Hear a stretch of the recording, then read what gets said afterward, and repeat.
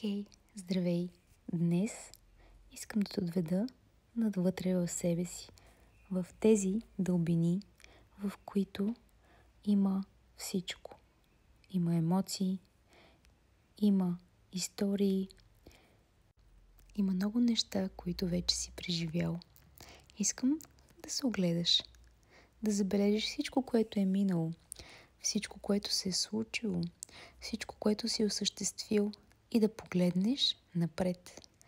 Напред, но не само с целта, която имаш, не само с мечтите, които искаш да постигнеш, а с благодарност към твоята история, към това, което вече си случил. И искам да си зададеш въпрос: коя част от моята история ме прави горд? Коя част ме прави това, което съм? Цветен, радостен, жив.